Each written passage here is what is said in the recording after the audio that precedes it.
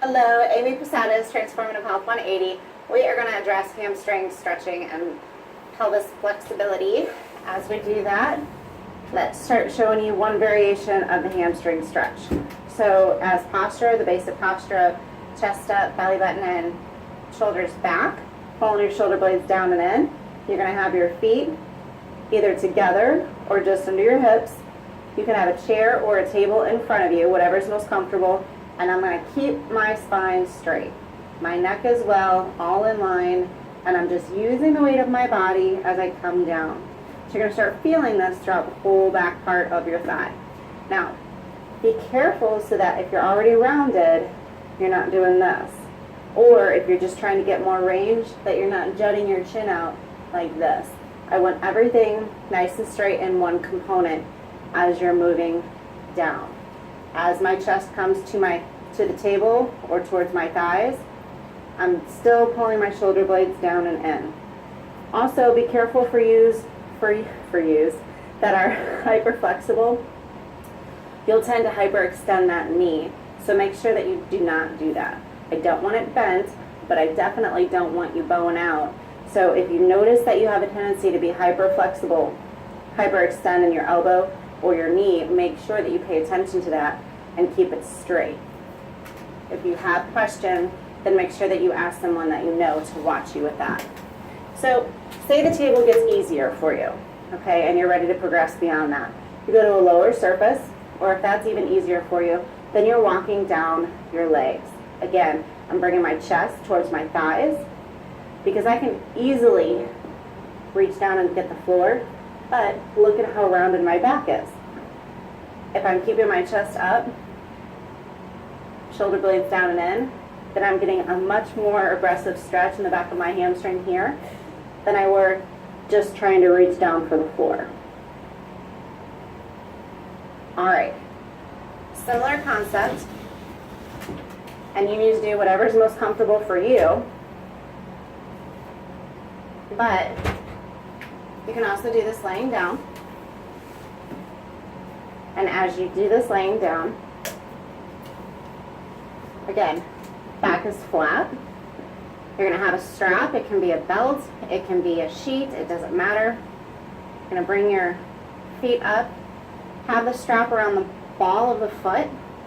And if you might have to start all the way down here, depending on how tight you are in your hamstrings. You may or may not have the upper body strength to be able to hold this and breathe at the same time. That's totally fine. You need to be wherever you're most comfortable. Okay?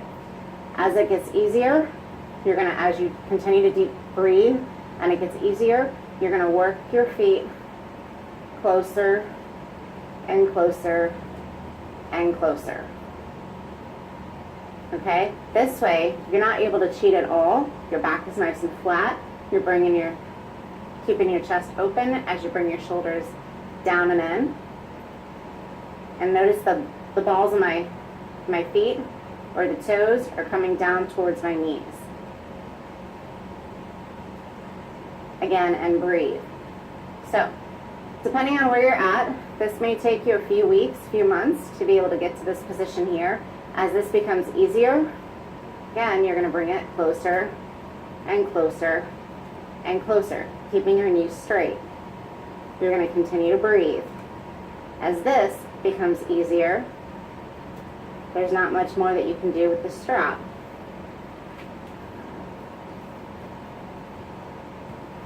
Then you're going to push and get your hands under your hips.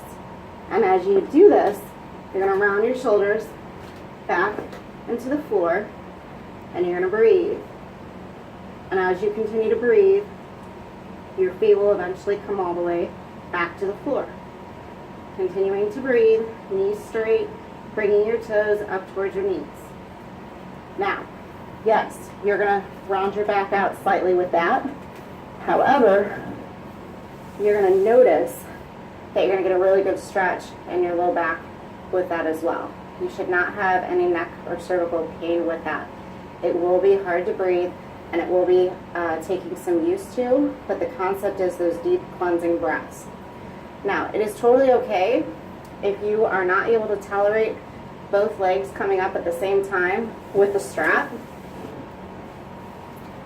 You can do one leg at a time, that's fine. But as you do one leg at a time,